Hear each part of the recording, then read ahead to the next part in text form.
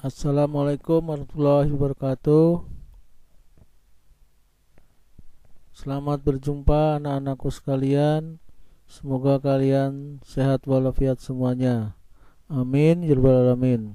Sebelum dimulai pembelajaran, marilah kita awali kegiatan ini dengan berdoa. Semoga dengan berdoa kita diberikan kelancaran, kemudahan, dan pemahaman. Berdoa menurut agama masing-masing dimulai.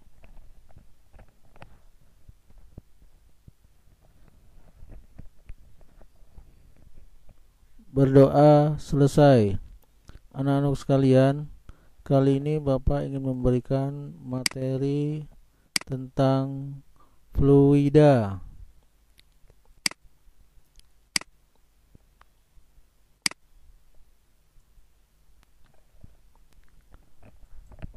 Pengertian fluida. Fluida adalah zat alir, zat yang mengalir. Fluida terbagi dua jenis, yaitu fluida statis dan fluida dinamis. Fluida statis adalah zatnya diam, tidak mengalir. Sedangkan fluida dinamis, zatnya bergerak atau mengalir. Contoh fluida statis yaitu air dalam gelas. Airnya diam kalau dalam gelas, jadi nggak bergerak. Air dalam danau juga airnya tidak bergerak, jadi fluida statis. Fluida dinamis yaitu air di sungai, yaitu airnya mengalir, jadi dinamis. Udara mengalir, berarti udara termasuk fluida dinamis. Massa jenis.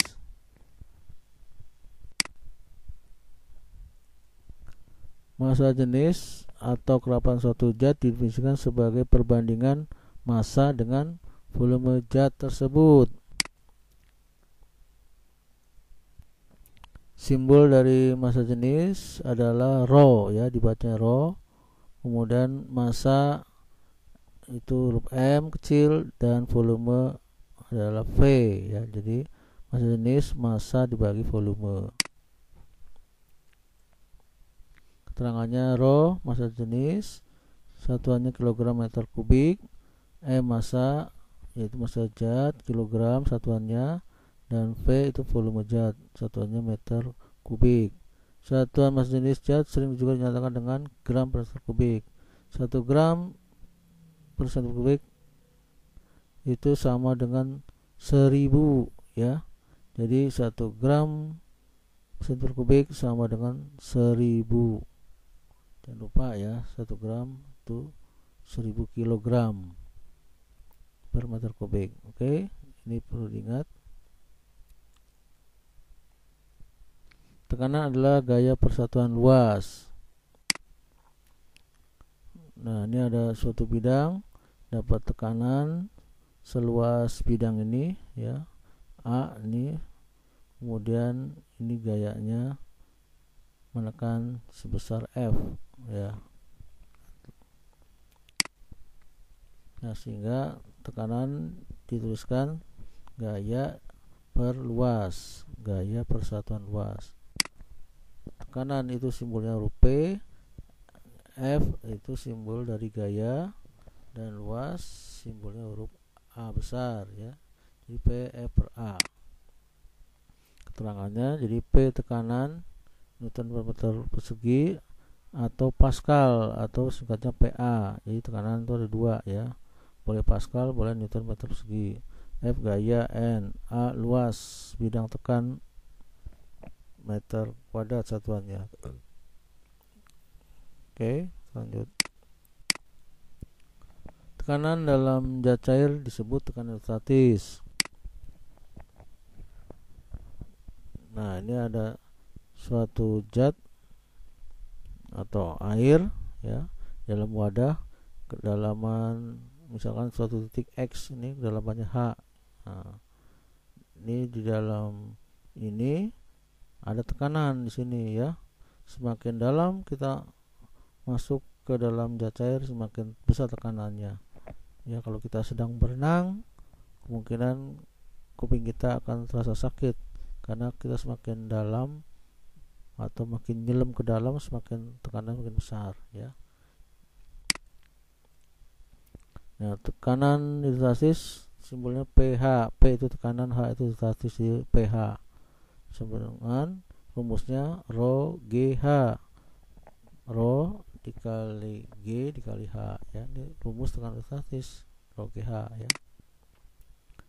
Jadi rho itu massa jenis zat cair, satunya kilogram meter kubik, G pertukaran gravitasi meter per sekon kuadrat, satuannya H kedalaman zat cair. Nah, diukur dari permukaannya ke titik yang diberi tekanan. Jadi ukurnya dari atas ya, nolnya 0 cm di sini dari atas. Dari atas permukaan ke bawah ke dalam. Bukan kebalik ya, jangan kebalik. Jangan dari dasar ngukurnya, tapi dari atas ngukurnya. 0 ke bawah terus. Nah, jadi kalau semakin dalam ke bawah semakin besar tekanan hidrostatisnya dipengaruhi oleh kedalaman ini ya. Jadi pH tekanan hidrostatik satuannya Newton meter kuadrat atau Pascal boleh ya. Jadi berdasarkan rumus tekanan hidrostatis di atas tadi, diketahui bahwa tekanan hidrostatis bergantung pada massa jenis, ini rho, tergantung pada ketinggian, ini H-nya ya, atau kedalaman zat cair, serta pertukaran gravitasi buminya yaitu G ya. Jadi tekanan hidrostatis tergantung dari rho GH, massa jenis, pertukaran gravitasi, dan kedalaman. Semakin dalam semakin besar tekanan hidrostatisnya ya. Jalan ilmiahnya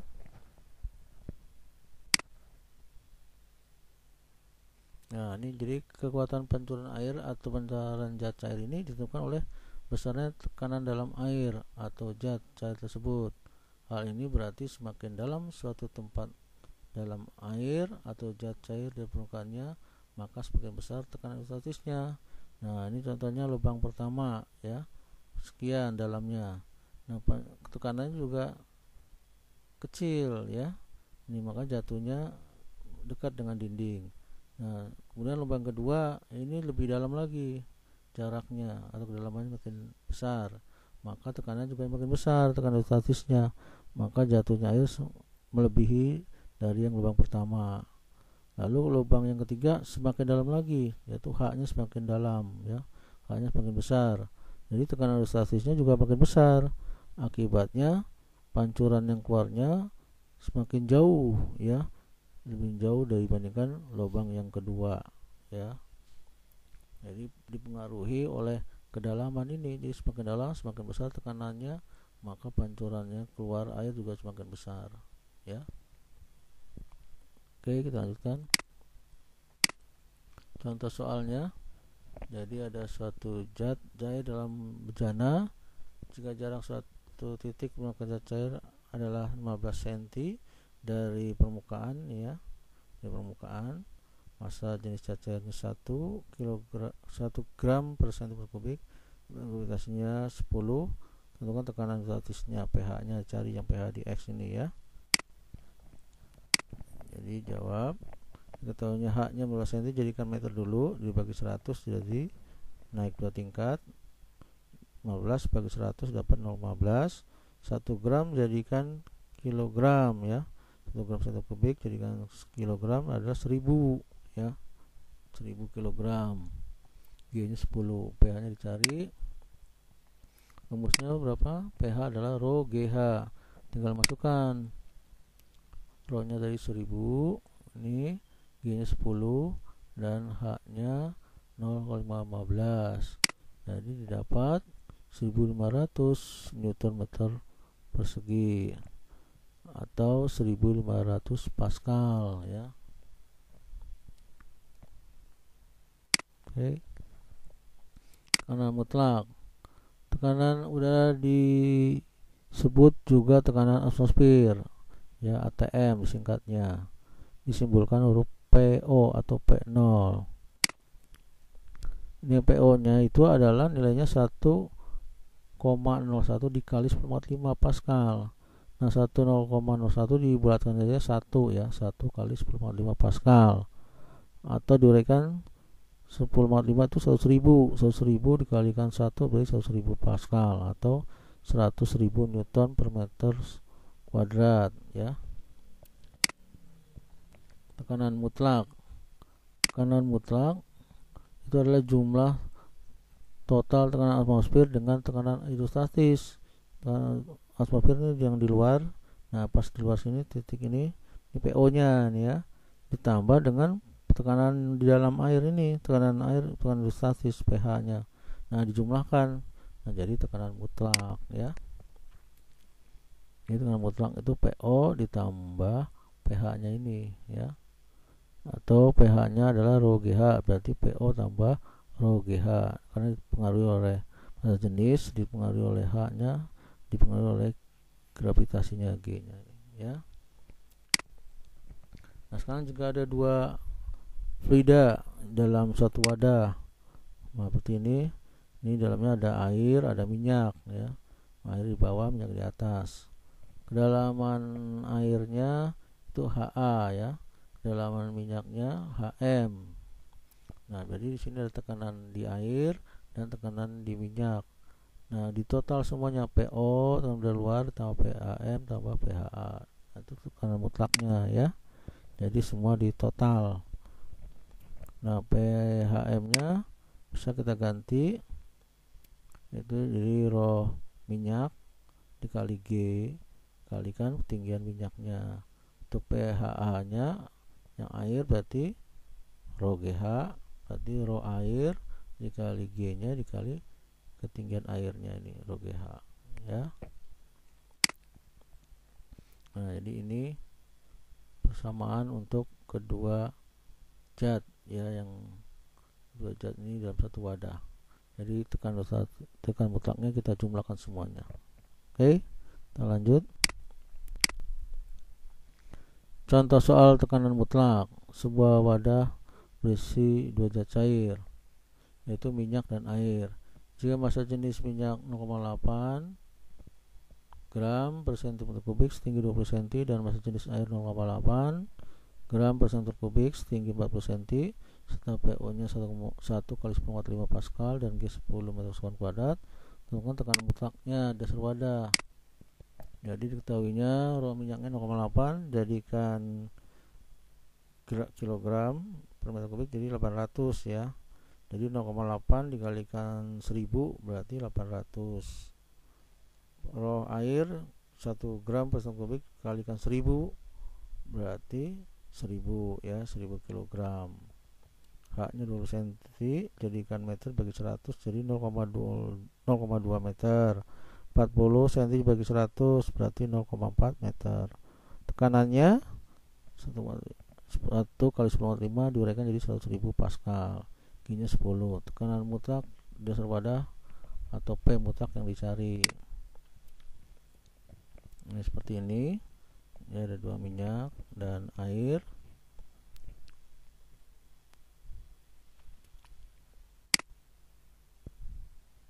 Ya, rumus yang dipakai adalah tekanan mutlak dasar wadah. Berarti di sini kita cari, jumlahkan semuanya di PO, PHM tambah PHA ya.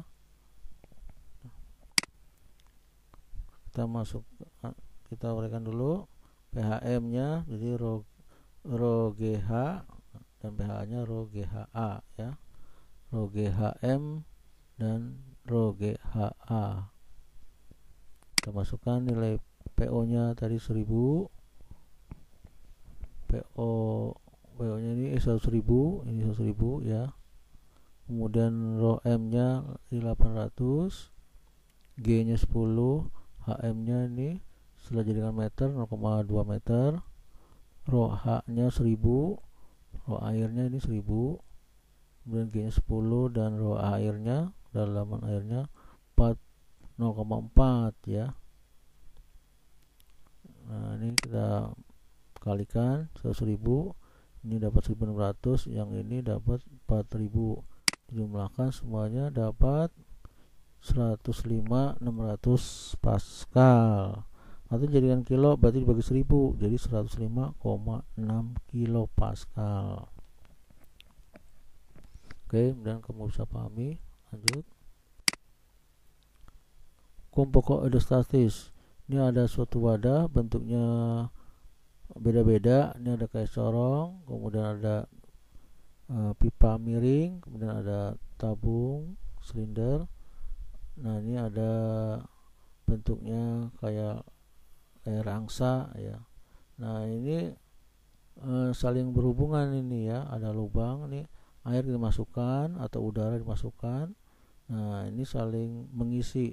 Nah, mengisi. Kemudian kalau ini kita bikin tarik garis, nah, titik-titik ini sama tingginya.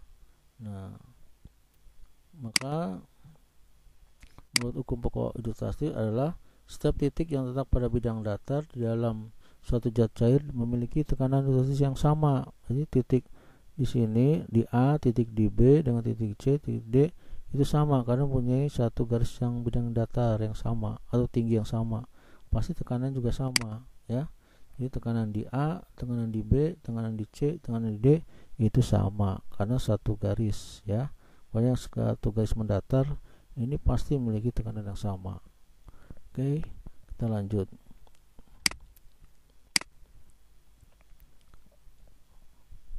Sebuah tabung berbentuk U berisi minyak dan air seperti tampak pada gambar.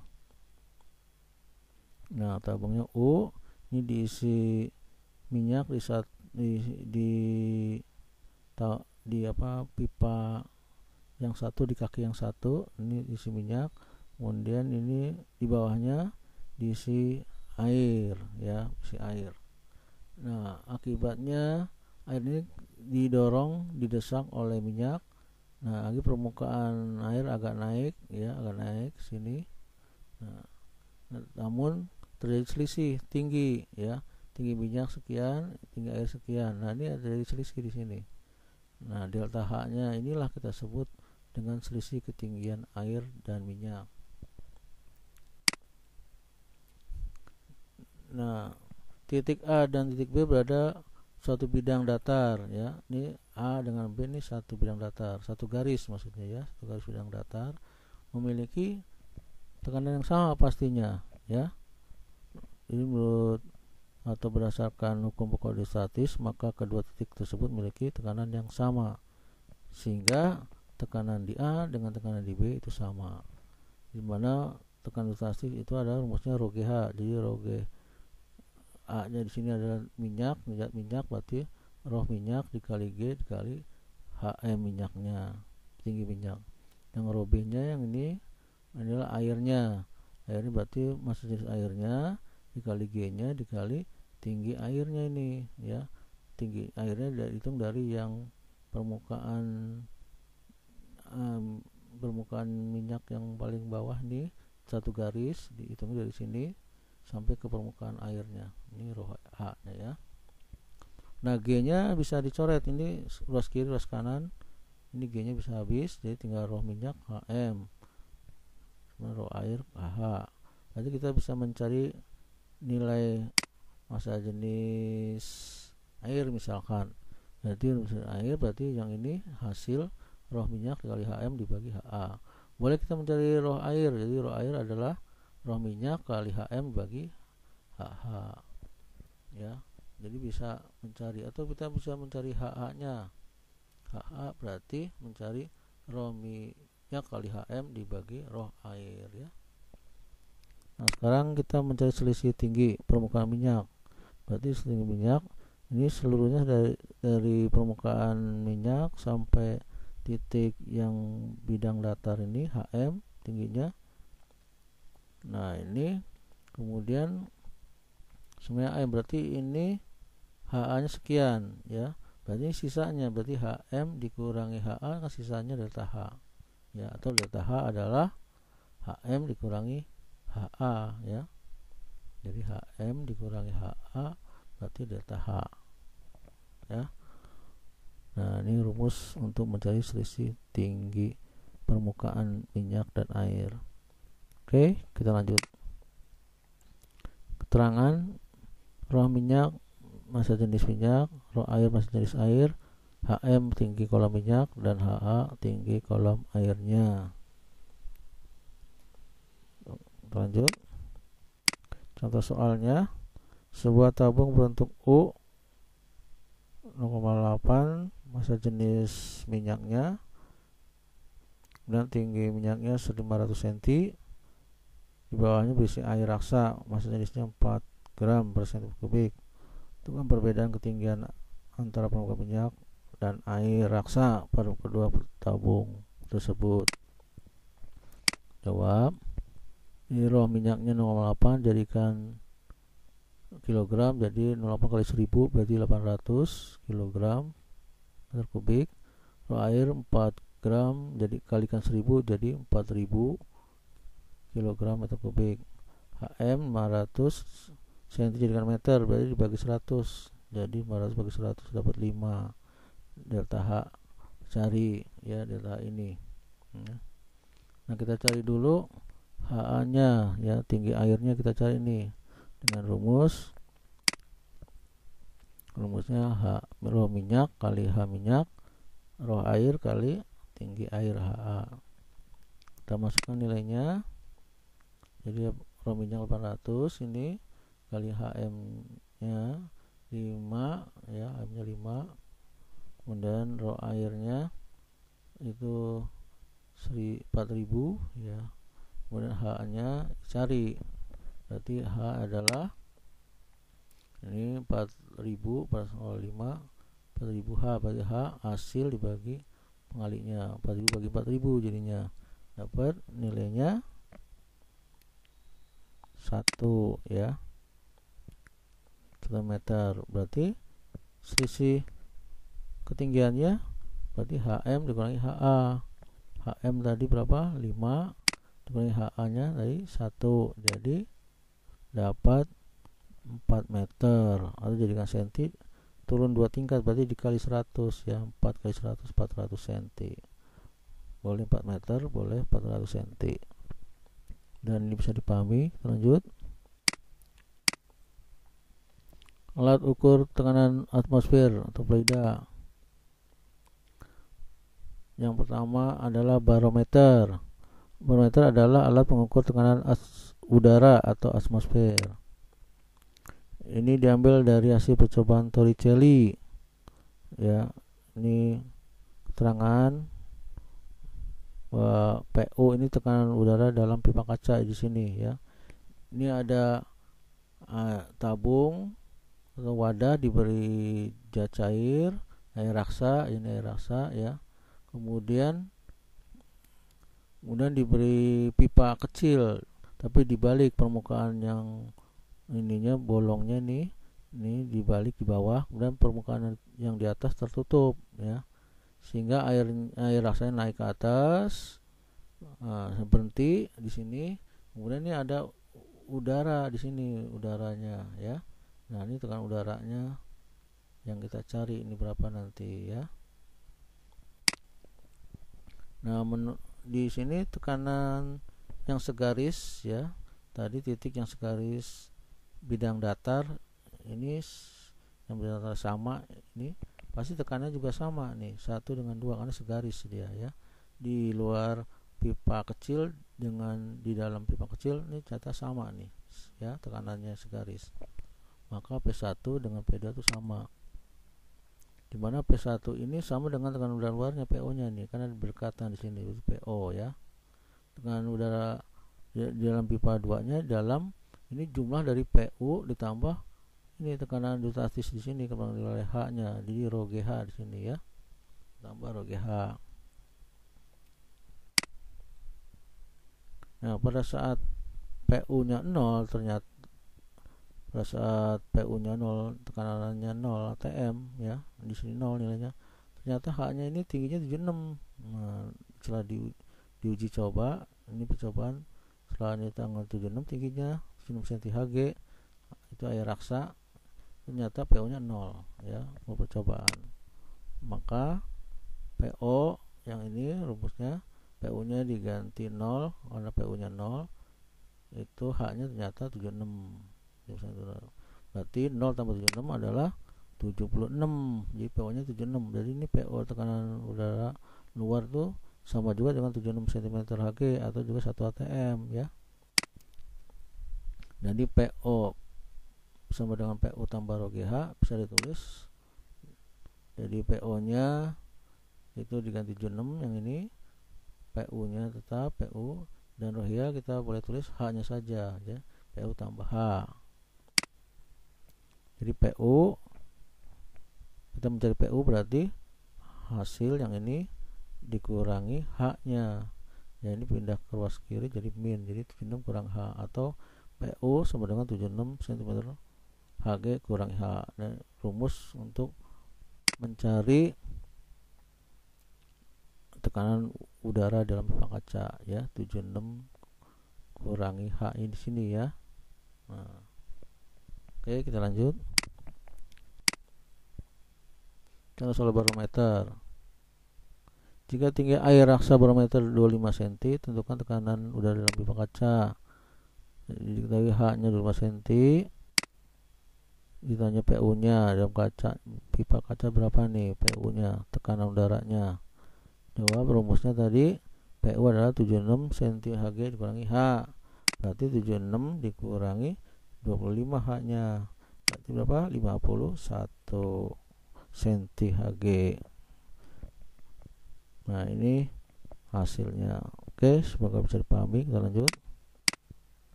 Alat ukur tekanan udara atmosfer yang kedua yaitu manometer. Manometer adalah alat pengukur tekanan fluida.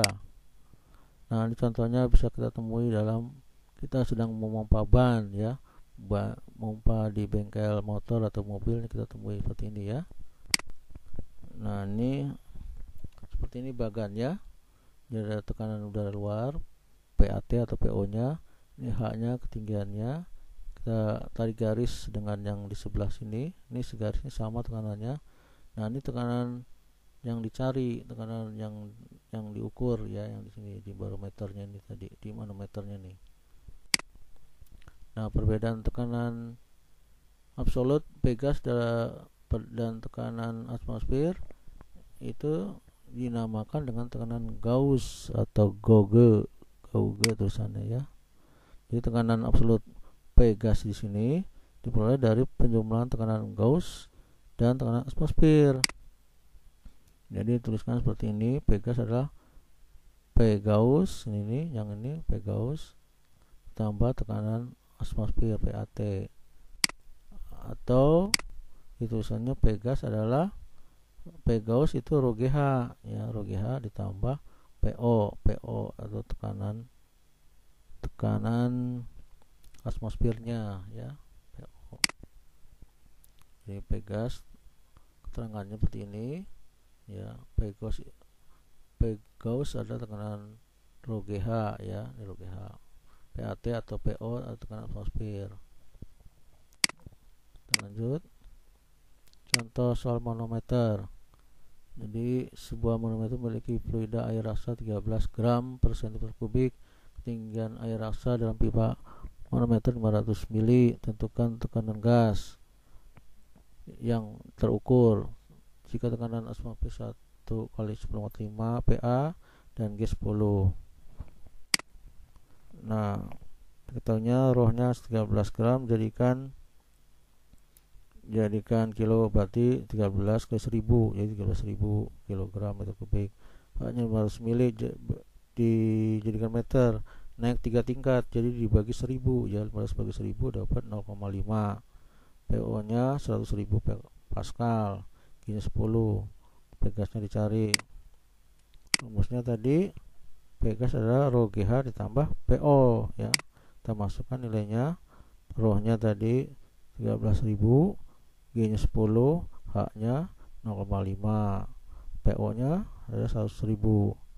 Nah, dihitung ini jadi 65.000 ditambah 100.000, jadi jumlahnya 165.000 Pascal, atau jadikan kilo berarti dibagi 1000, jadi 165 kilo Pascal ya. Oke, semoga ini bisa dipahami dan bisa kita lanjut. Terima kasih, semoga ini bisa kamu pahami semuanya dan mudah-mudahan ini bermanfaat dan mohon maaf bila mana ada perkataan yang salah. Akhir kata Bapak ucapkan Assalamualaikum warahmatullahi wabarakatuh.